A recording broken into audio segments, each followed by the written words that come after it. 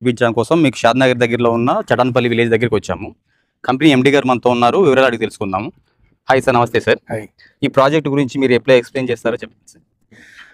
ఈ ప్రాజెక్ట్ వచ్చేసి యాక్చువల్గా మనం బృందావన్ ప్రాజెక్ట్లో ఉన్నాం మనం ఇప్పుడు, which is located in Shadnagar town again. Okay, ఇది మనకి బెంగళూరు 200 ఫీట్ ఎక్స్ప్రెస్ హైవేకి వాకబుల్ డిస్టెన్స్లో ఉంటుంది.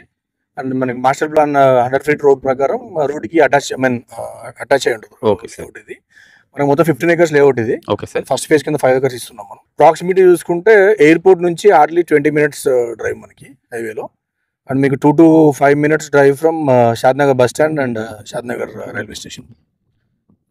ఇది హెచ్ఎండిఏ లేఅవుట్లో మనం డెవలప్ చేస్తాం. దీంట్లో మనకి నెంబర్ 1 డెవలప్మెంట్స్ ఇస్తున్నాం. CC roads and avenue plantation, parks కానీ ఎవ్రీథింగ్.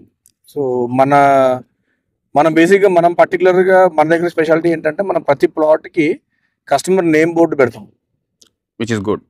సో మన ఎగ్జిస్టింగ్ ప్రాజెక్ట్స్లో కూడా అంతే మనం చేసింది. ప్రతి ప్లాట్లో, ప్రతి వెంచర్లో, ప్రతి ప్లాట్కి ఓనర్ నేమ్ బోర్డు మనం పెడతాం అక్కడ. Okay sir. ఇప్పుడు హైవే నుంచి చాలా దగ్గర ఉంది కదా, ఫ్యూచర్లో ఏమైనా విల్లాస్ వచ్చే అవకాశం ఉందంటారా?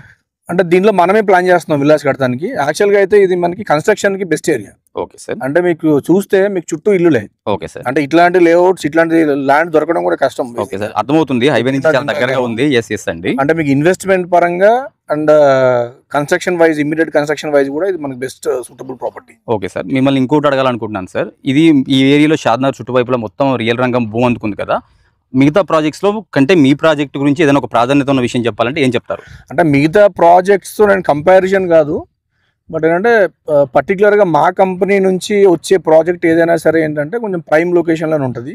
కస్టమర్ కొనుక్కునే కస్టమర్కి గ్రోత్ ఈజీగా వచ్చే సైట్ మనం తీసుకుంటాం. అంటే మన ల్యాండ్ చూసింగ్ కూడా అలాగే ఉంటుంది. Okay sir. కొంచెం ప్రైమ్ అయినా కాస్టింగ్ ఎక్కువైనా కూడా ఏంటంటే కస్టమర్కి రాగానే ఒక పాజిటివ్ వైబ్ రావాలి మన దగ్గర.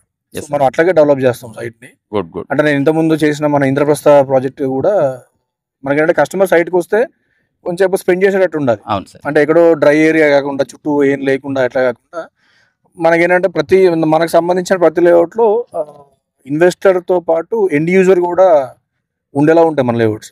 సో అంటే ఎండ్ యూజర్ అంటే మనకి ఇమీడియట్గా కన్స్ట్రక్షన్కి వెళ్ళిపోవచ్చు. అవును సార్. సో ఆటోమేటిక్గా కన్స్ట్రక్షన్ స్టార్ట్ అయితే ఇన్వెస్టర్స్కి గ్రోత్ వస్తుంది ఆటోమేటిక్గా. సో అలాంటి సైట్స్ మనం చేస్తాం. Okay sir. సో ఈ పర్టికులర్ సైట్ మీరు చూసుకుంటే, సరౌండింగ్ చూసుకుంటే ఆల్రెడీ ఎస్టాబ్లిష్మెంట్స్ అయిపోయి ఉన్నాయి, అంతా కన్స్ట్రక్షన్స్ అయిపోయి ఉన్నాయి. అండ్ ఇది ఎక్స్పాన్షన్ అనుకోవచ్చు. Good good sir.